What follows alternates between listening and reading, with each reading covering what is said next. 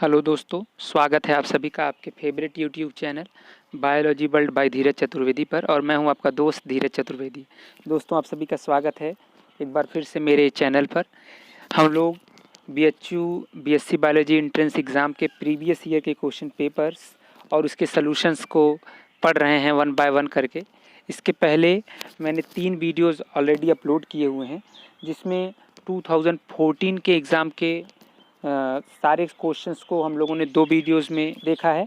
और एक तीसरे वीडियो में हम लोगों ने 2011 के एग्ज़ाम में बायोलॉजी से पूछे गए पहले 25 क्वेश्चंस के बारे में स्टडी कर लिया हुआ है। तो अगर आपने वो वीडियोस नहीं देखा है तो उसकी लिंक्स डिस्क्रिप्शन में दी हुई हैं, आप वहाँ से जाइए और वीडियो को देख लीजिए, ताकि आप उनका लाभ ले सकें। उनकी मदद से आप अपने एग्ज़ाम को और अच्छे से अच्छा बना सकें।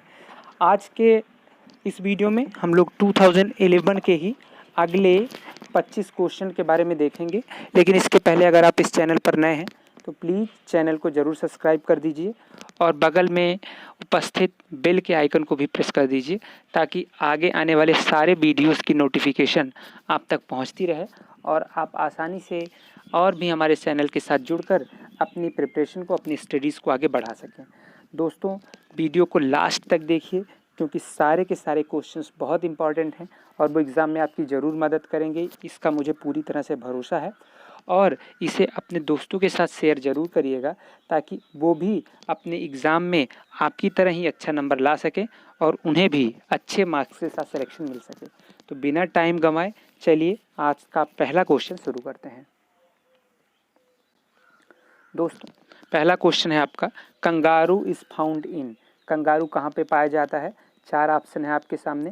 पहला ऑप्शन है कनाडा, दूसरा ऑप्शन है ऑस्ट्रेलिया, तीसरा ऑप्शन है अफ्रीका और चौथा ऑप्शन है ब्राज़ील।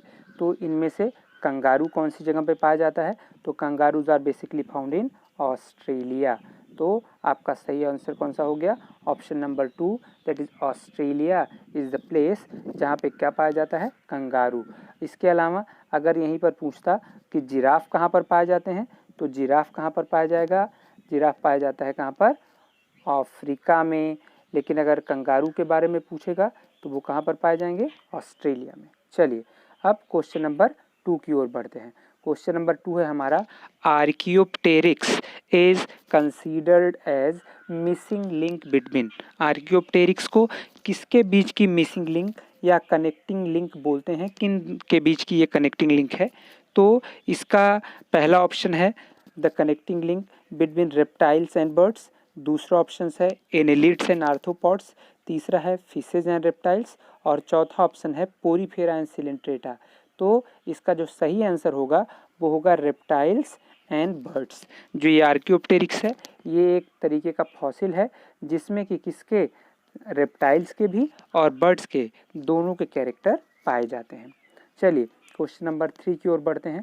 क्वेश्चन नंबर 3 है हमारा, which one of the following blood group is considered as universal recipient. इनमें से कौन सा ब्लड ग्रुप यूनिवर्सल रिसिपिएंट के रूप में माना जाता है, यानी कि वो सभी ब्लड ग्रुप से ब्लड ले सकता है? 4 ऑप्शन है आपके, ए बी, AB और O।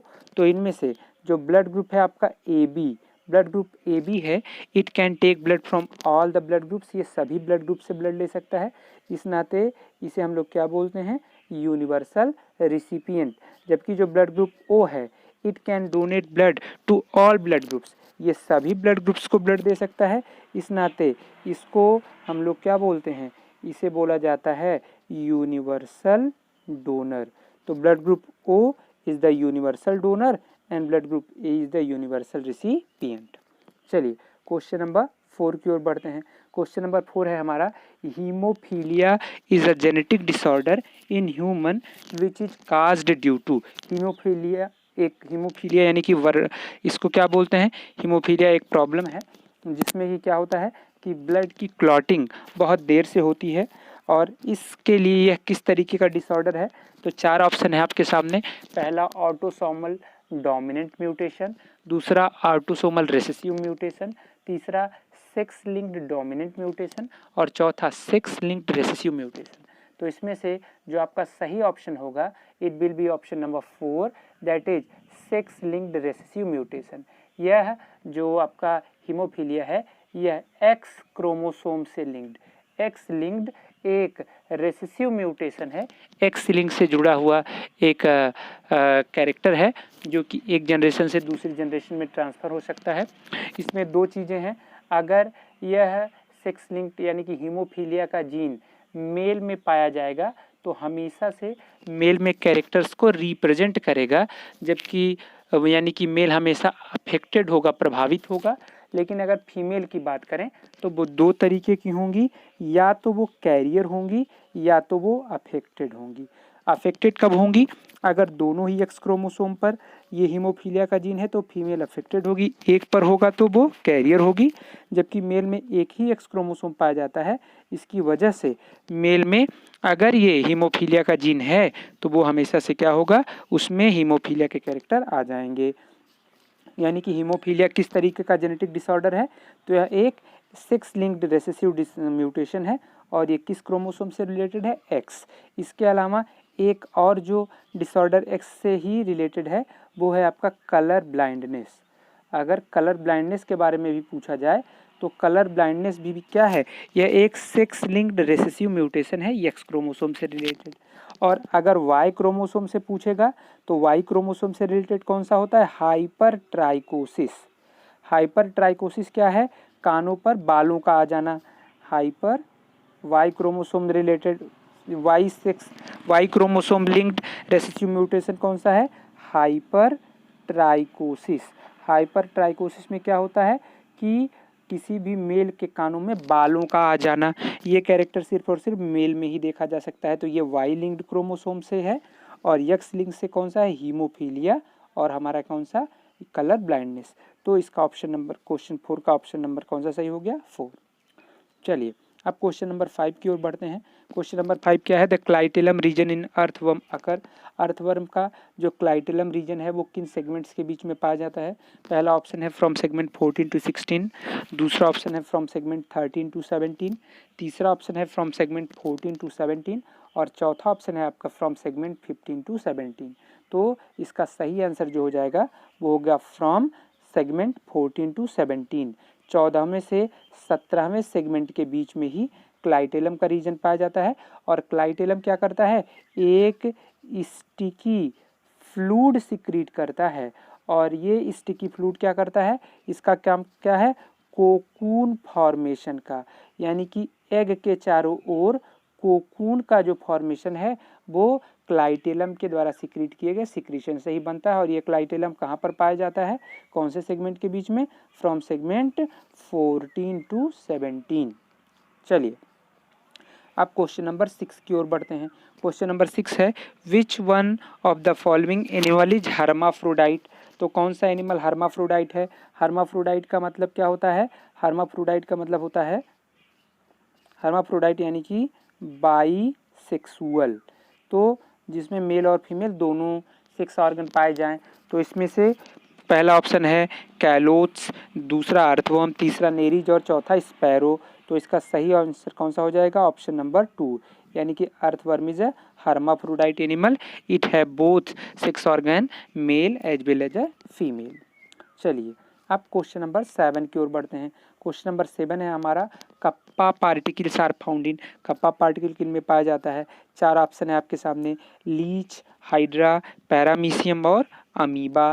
तो इसमें से सही आंसर कौन सा हो जाएगा आपका? पैरामीशियम। पैरामीशियम क्या है? इट इज़ अ, ये क्या है?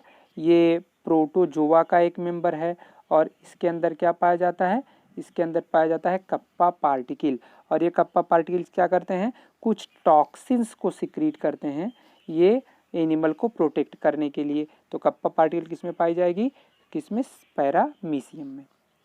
चलिए क्वेश्चन नंबर 8 की ओर बढ़ते हैं। क्वेश्चन नंबर 8 है the zoological name of liver fluke is. Liver fluke का जूलॉजिकल नेम क्या है? पहला स्कैरिस लिम्ब्रिकॉइडिस, दूसरा टीनिया सोलियम, तीसरा बाउचेरिया ब्रैंक्रफ्टाई और चौथा फैसियोला हेपेटिका। तो इसका ऑप्शन हो जाएगा ऑप्शन नंबर 4, यानी कि फैसियोला हेपेटिका को हम क्या बोलते हैं? Liver fluke. बाकी बुचरेरिया को हम लोग क्या बोलते हैं? फाइलेरिया वर्म, इसे क्या बोलते हैं? Filaria worm. और टीनिया सोलियम को क्या बोलते हैं? टेप वॉर्म, इसे टेप वर्म बोला जाता है। तो हमारा जो लीवर फ्लूक है वो कौन सा हो गया, फैसियोला हेपेटिका। चलिए क्वेश्चन नंबर 9 की ओर बढ़ते हैं। क्वेश्चन नंबर 9 है an example of prokaryotes is, prokaryote का एग्जाम्पल कौन सा है आपका, पहला ऑप्शन अमीबा, दूसरा बैक्टीरिया, तीसरा हाइड्रा और चौथा वायरस। तो इसमें से आप सभी जानते हैं कि the right answer will be option number 2, यानी कि बैक्टीरिया क्या है, it is a prokaryotic living organism, ये प्रोकैरियोट है। जबकि अमीबा क्या है, यूनिसेलुलर यूकैरियोट हो गया, ये अमीबा यूनिसेलुलर यूकैरियोट हो गया। जो हाइड्रा है ये मल्टी सेलुलर यूकैरियोट हो गया। और वायरस क्या हो गए, ये नॉन लिविंग पार्टिकल्स होते हैं, इन्हें पार्टिकल बोला जाता है। कब, जब ये आउटसाइड द होस्ट होते हैं और होस्ट की बॉडी में जाने के बाद ये कैसे हो जाते हैं, लिविंग हो जाते हैं। इस नाते ये जो आपके वायरसेस हैं, इन वायरसेस को हम लोग और क्या बोलते हैं, इन्हें बोला जाता है connecting link between living and non living, living और नॉन लिविंग के बीच कनेक्टिंग लिंक किसे बोला जाता है, वायरस को। चलिए अब देखते हैं option number, question number 10। Question number 10 है क्या, the theory of inheritance of acquired character, यानी कि उपार्जित लक्षणों की वंशागति, एक्वायर्ड कैरेक्टर कैसे अगली जनरेशन में जा रहे हैं, इसकी जो थियरी है इसे किसने प्रपोज किया। 4 ऑप्शन है आपके सामने, पहला वैगनर, दूसरा डार्विन, तीसरा ह्यूगो डिब्रीज और चौथा लैमार्क। तो इसमें जो आपका ऑप्शन होगा that will be option number 4, यानी कि लैमार्क या जिनको बोलते हैं जीन बैप्टिस्ट डी लैमार्क, इन्होंने ही कौन सी थियरी प्रस्तुत की थी, कौन सी थियरी प्रपोज की थी, theory of inheritance of acquired character. इन्होंने एक बुक लिखी थी, कौन सी, फिलोसोफिक जूलॉजिक, और इसी फिलोसफिक जूलॉजिक में ही उन्होंने क्या दिया था, इनहेरिटेंस ऑफ एक्वायर्ड कैरेक्टर। जबकि ह्यूगो डिब्रिज ने कौन सी थियरी दी है, म्यूटेशन थियरी। और डार्विन ने जो थियरी दी है उसे क्या बोलते हैं, थियरी ऑफ नेचुरल सिलेक्शन। तो थियरी ऑफ नेचुरल सिलेक्शन किसने दिया, डार्विन ने। डिब्रिज ने कौन सी थियरी दी, म्यूटेशन। और इनहेरिटेंस ऑफ एक्वायर्ड कैरेक्टर की थियरी किसने दी, जीन बैप्टिस्ट डी लैमार्क ने, जिन्होंने कौन सी बुक लिखी, फिलोसफिक जूलॉजी। चलिए अब क्वेश्चन नंबर 11 की ओर बढ़ते हैं। क्वेश्चन नंबर 11 है हमारा, वाई क्रोमोसोम डिटरमाइंस मेलनेस इन, वाई क्रोमोसोम किसमें मेल कैरेक्टर के लिए रिस्पॉन्सिबल होता है, मेलनेस के लिए रिस्पॉन्सिबल होता है। ऑप्शन 4 हैं आपके, Drosophila butterfly, butterflies, human and grass hopper. तो आप इसको जानते ही हैं कि इसका आंसर हो जाएगा ऑप्शन नंबर 4। ह्यूमन में अगर एक्स क्रोमोसोम आता है तो जो इंडिविजुअल होती है वो क्या बनती है, फीमेल। और अगर XY क्रोमोसोम आता है तो इंडिविजुअल कैसा बन जाता है, मेल। यानी कि Y क्रोमोसोम किसके लिए रिस्पॉन्सिबल है, मेलनेस के लिए। चलिए अब क्वेश्चन नंबर बढ़ते हैं 12 की ओर। क्वेश्चन नंबर 12 है हमारा, growth hormone is secreted by, human being में हमारी बॉडी में जो ग्रोथ हार्मोन है कौन बनाता है। 4 ऑप्शंस हैं आपके सामने, पैंक्रियाज, थायराइड, स्प्लीन और पिट्यूटरी। तो इसका सही ऑप्शन हो जाएगा ऑप्शन नंबर 4, यानी कि pituitary is a gland which secretes growth hormone. Growth hormone कौन बनाता है, पिट्यूटरी। जबकि पैंक्रियाज से 2 हार्मोन निकलते हैं, एक निकलता है आपका इंसुलिन और एक निकलता है क्या, ग्लूकागॉन। जबकि थायराइड से थायरॉक्सिन निकलते हैं। थायरॉक्सिन हार्मोन कहाँ से निकलता है, ये निकलता है आपका थायराइड से। और पिट्यूटरी से कौन सा निकलता है, ग्रोथ हार्मोन। अब चलिए क्वेश्चन नंबर 13 की ओर बढ़ते हैं। क्वेश्चन नंबर 13 है, odontoid process is found in, odontoid process किसमें पाया जाता है। 4 ऑप्शन है, atlas of varanus, axis of varanus, atlas of frog, axis of frog. तो इसका हो जाएगा ऑप्शन नंबर 1 राइट, यानी कि एटलस ऑफ वेरेनस में ही क्या पाया जाता है, ओडोंटॉइड प्रोसेस। अब क्वेश्चन नंबर 13 की ओर बढ़ते हैं, क्वेश्चन नंबर 14 की ओर बढ़ते हैं। क्वेश्चन क्या है आपका, in snapdragon when 2 varieties with different colour of flowers are crossed F1 progeny show intermediate phenotype, this demonstrate the phenomenon of snapdragon। ये आप जानते हैं इसको इवनिंग प्रिमरोज या मिराबिलिस जलापा भी बोलते हैं। तो मिराबिलिस जलापा की दो स्पीसीज के बीच में, दो अलग अलग वेराइटी ऑफ के बीच में क्रॉस कराते हैं तो पहली जो जनरेशन आती है उसमें इंटरमीडिएट कैरेक्टर आता है, तो वो किसका एग्जाम्पल होगा? डोमिनेंस का, इनकम्प्लीट डोमिनेंस, को डोमिनेंस और इपिस्टैसिस। तो इसका ऑप्शन हो जाएगा ऑप्शन नंबर 2, यानी कि इनकम्प्लीट डोमिनेंस होगा, जिसमें कि capital R red, small R white को क्रॉस करते हैं तो कैपिटल आर स्मॉल आर होने पर कैरेक्टर क्या आ जाता है? पिंक। तो पिंक का आना क्या कहलाएगा? इनकम्प्लीट डोमिनेंस, यानी कि अपूर्ण प्रभाविता, कोई उनमें से कोई भी कंप्लीटली डोमिनेंट नहीं है। अब क्वेश्चन नंबर 15 की ओर बढ़ते हैं। क्वेश्चन नंबर 15 है हमारा, the biogenetic law was proposed by. Biogenetic law किसने दिया? तो ऑप्शन है हेकल, बेटसन, पुनेट और ब्रिज। तो इसमें पहला ऑप्शन हो जाएगा आपका हेकल। अर्नेस्ट हेकल ने ही बायोजेनेटिक लॉ दिया, जिसमें कहता है कि ओंटोजेनी, रिपीट फाइलोजेनी या रिकैपिचुलेट फाइलोजेनी, ये हेकल का रूल है और इसे क्या बोलते हैं? Biogenetic law.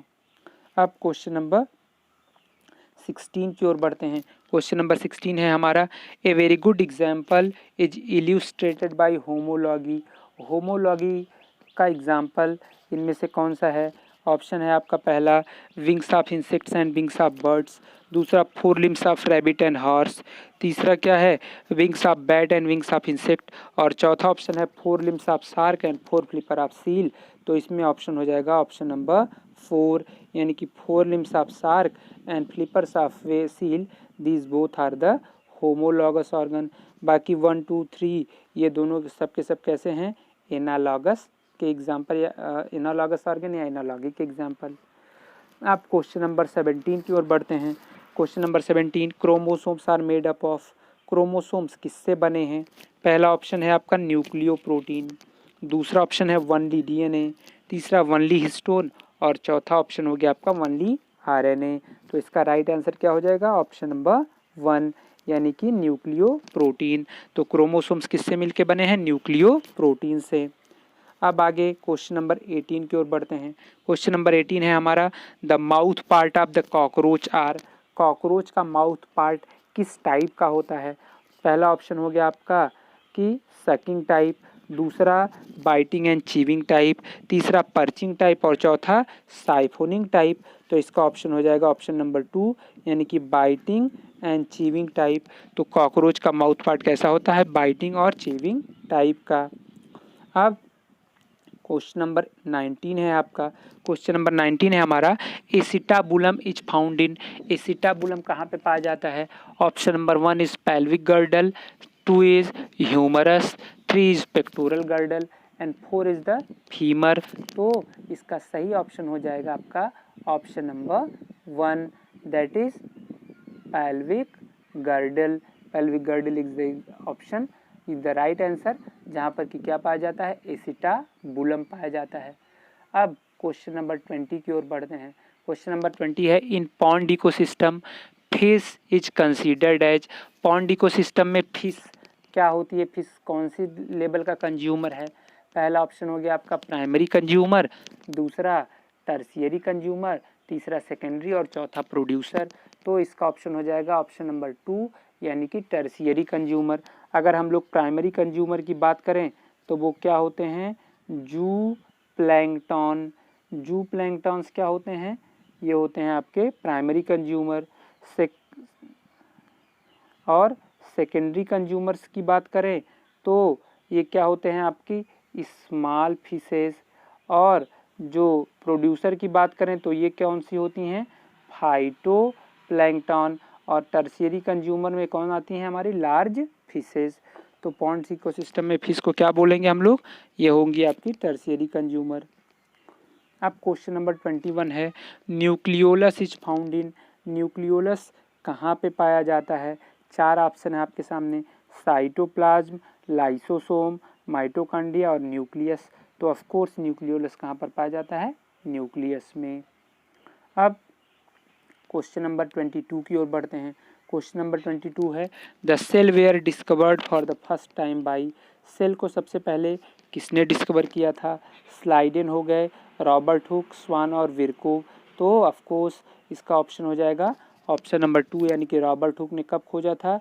1665 में। क्या खोजा था? सेल। सबसे पहले किसने खोजा था? रॉबर्ट हुक ने। अब क्वेश्चन नंबर 23 की ओर बढ़ते हैं। क्वेश्चन नंबर 23 है हमारा, ब्रीथिंग इज कंट्रोल्ड बाई।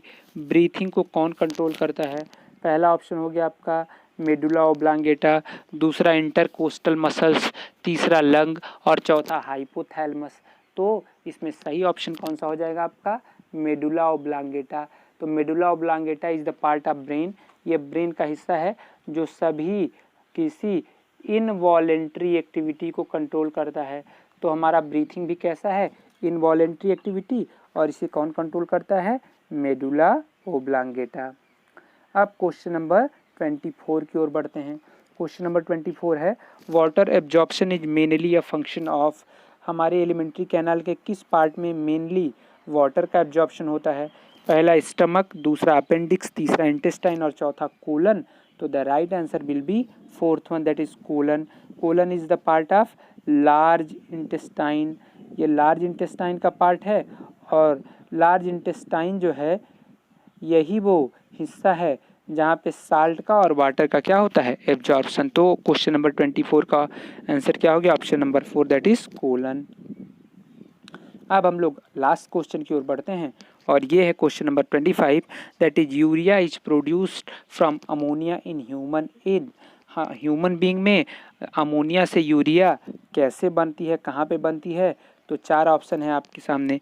पहला ऑप्शन है यूरिनरी ब्लैडर, दूसरा किडनी, तीसरा ब्लड, चौथा लीवर। तो इसका आंसर सही हो जाएगा क्या? लीवर। लीवर में ही एक साइकिल चलती है जिसको क्या बोलते हैं?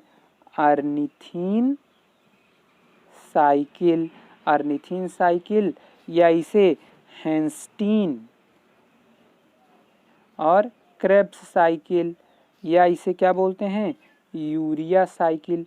और इसी हैंस्टीन साइकिल, हैंस्टीन क्रेब्स साइकिल, अर्निथिन साइकिल या यूरिया साइकिल के थ्रू ही कहाँ पर? लीवर के अंदर किसका? अमोनिया से किसकी सिंथेसिस होती है? यूरिया की। तो क्वेश्चन नंबर 25 का आंसर हो जाएगा option number 4, that is liver. ये हो गए आपके 25 क्वेश्चन। इस तरीके से 2011 के एग्ज़ाम में आए हुए सारे 50 क्वेश्चंस पूरे हो जाते हैं। Thank you for watching my video को देखने के लिए आप सभी को बहुत बहुत धन्यवाद।